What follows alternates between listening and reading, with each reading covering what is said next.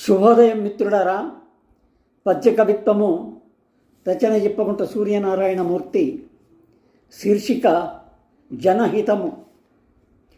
విశ్వహితము గోరి నవవేదికనొక్కటి కూడగట్టుచో విశ్వపుడైన వాని జనవేదన దీర్చగ కోరువేళను ఆ ఈశ్వర ధ్యానమున్ సకలమిప్పుడు విశ్వజనీనమై నిలన్ నశ్వరమైన దేహమిక నాటకమాడదు దీర్ఘనిద్రకై.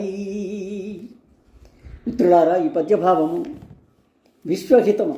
విశ్వము అంటే ప్రపంచం, ప్రపంచం అంటే మనుషులు, ఈ లోకానికి హితము కోరి, మంచి కోరి, హితము కోరి నవవేదికనొక్కటి కూడగట్టుచో ఒక క్రొత్త వేదికను నేను తయారు చేస్తున్నాను.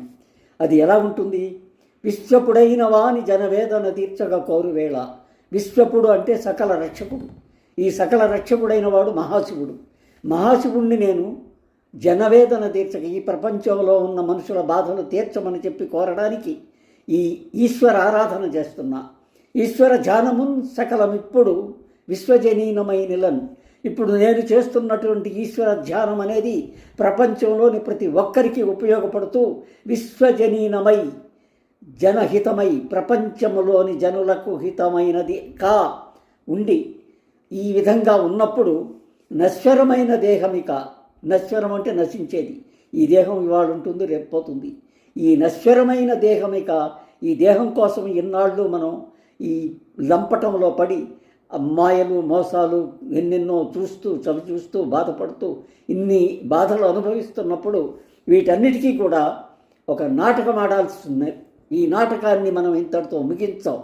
కారణం ఏంటంటే విశ్వజనీనమైనటువంటి, ప్రపంచానికి హితమైనటువంటి మేలు కోసం మనం చేస్తున్న ఈ పూజ, మహాశివుడి పూజ విశ్వజనీనం కోసం చేస్తున్నాం కనుక ఇక పైన మనం దీర్ఘనిద్ర, చావు కోసం నాటకం ఆడవలసిన పని లేదు. మహాశివుడు మనకు అన్నీ మేలు చేస్తాడు అనే ఉద్దేశంతో ఈ పద్యాన్ని మీకు అంకితం చేస్తున్నాను. నన్ను ఆశీర్వదిస్తారని కోరుతూ సెలవు తీసుకుంటాను. నమస్తే.